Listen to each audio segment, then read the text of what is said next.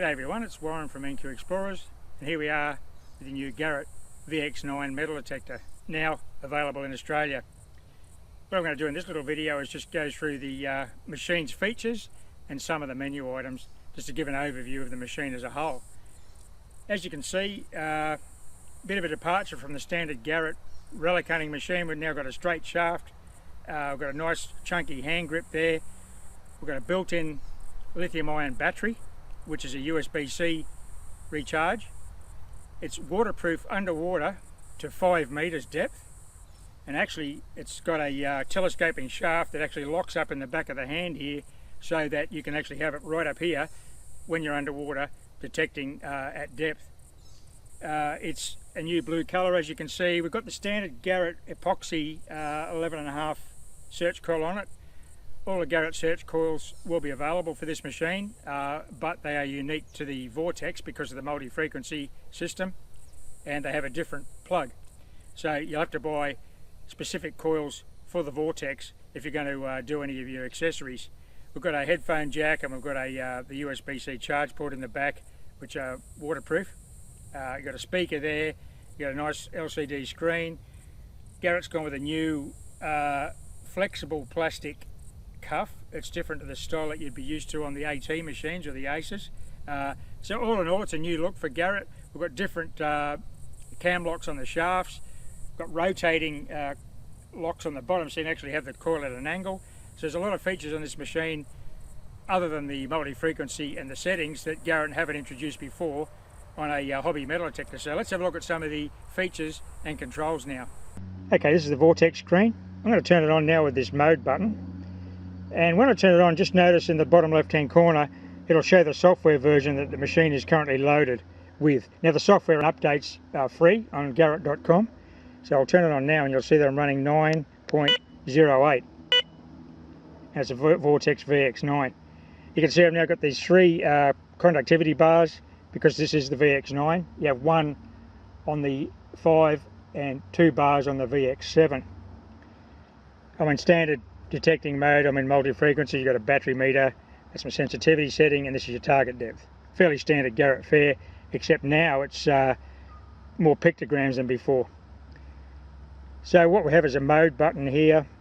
We've got a pinpoint button, your menu plus and minuses or your notch discriminators. Menu is the cog system, and your ground balance button. Well, let's look at the modes. We've got 0 mode, no iron set. Standard mode, you can see I've got 40 points of iron set there. You've got USA coins, which takes out your ring pulls. Custom, which is fully programmable. It defaults to the same as standard at the moment because I haven't adjusted it. It's a brand new machine. Beach mode, you automatically go to multi-frequency and you have a single conductivity bar. Thin coins is for not really applicable in Australia. It's more for hammered coins in the UK and that kind of thing. Thin Roman coins. Personally, I wouldn't use that. No need for it really. And fast mode is for high-speed detecting in sort of like a competition sort of situation. Once again, not really applicable to Australia. I wouldn't be using fast mode. That gives you fast recovery speed by default. But that's adjustable in all the other modes anyway. So now we'll go back to the modes. Okay, I'll just move it back to 0 mode. So that's all the different modes. 0 standard, USA coins, custom, beach, thin coins, and fast. Okay, let's look at the main menu. Volume, that's fairly self-explanatory. Usual 8 notches for Garrett. Iron volume, which is fully adjustable. The frequency I'm in multi-frequency. I can adjust it to multi-salt, 5 kilohertz, 9, 13, 18, 25, multi. That's EMI elimination.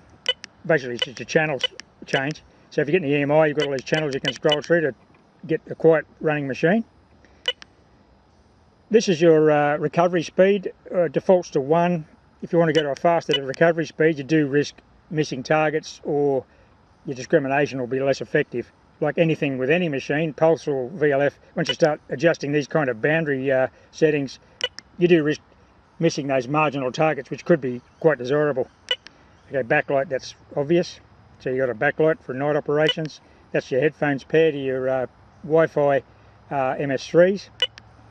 This is an underwater lock so that you can lock the machine buttons when you're deep diving in case the water pressure adjusts the buttons without your knowledge. So basically when you go underwater, you lock all the settings so the buttons can't be adjusted in the water.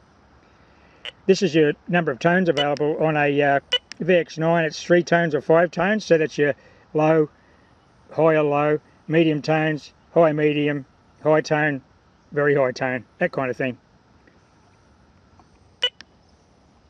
Now this is your accept and reject, obviously, for your notch discrimination.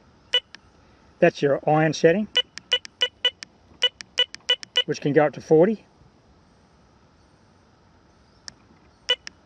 39 in effect. Now the next one's interesting, bottle cap reject. Now you can have it on 0, which is the default. You're not rejecting bottle caps. Or 1, 2, 3, 4, 5. So that rejects or doesn't accept marginal iron items, which should reject the bottle caps. But once again, that kind of discrimination is always risky when you're looking for relics, because a very desirable target could be rejected as a bottle cap. And as you know, you've definitely all found targets that surprised you when they came out of the ground because the machine was telling you differently to what you thought. So personally, I wouldn't be using that, but it is a great feature if you're in a park where you're just infested with bottle caps. Once again though, small gold rings, you could be risking missing them if you've got any bottle cap reject dialed in. This here is your iron boundary.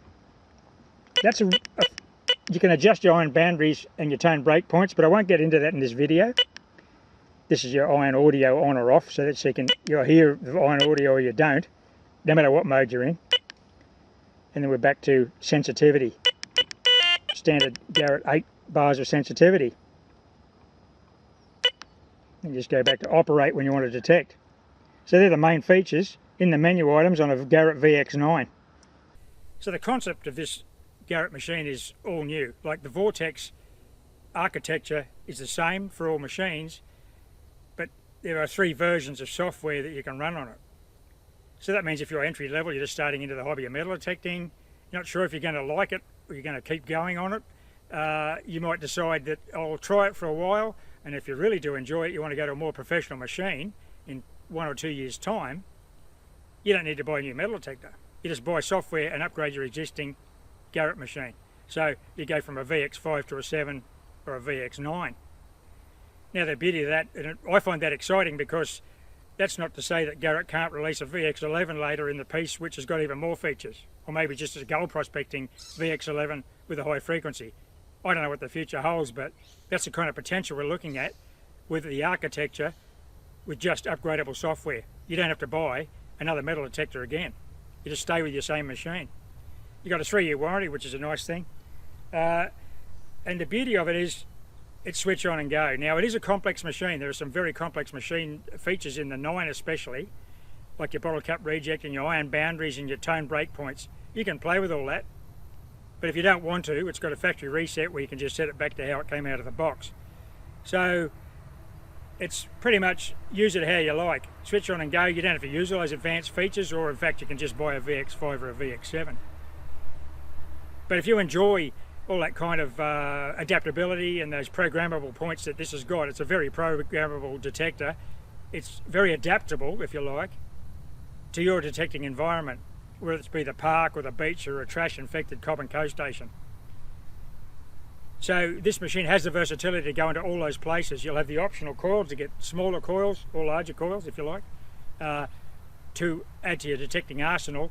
And more accessories you got, the better, because then you're adaptable to whatever environment you're in. But to me, personally, it's pretty exciting that you can have one metal detector and one metal detector only, and it can be upgraded by software. Now the other things are updates. Now what are updates? Well, they're software updates which are free from Garrett. These aren't the upgrades, so you buy the machine, whatever version you get, 5, 7 or 9, and any software updates from the Garrett factory are free. You just plug them in and it updates seamlessly through the Garrett updater. I've had no trouble with the Garrett updates. I've had this machine for several months now. I found a lot of stuff with this detector. I'll have videos coming in the next few weeks and months of my VX9 finds. So that's the Garrett Vortex VX5, VX7 and VX9. Fully software upgradable. Suitable for entry level right up to professional level relic hunting. Thanks for watching.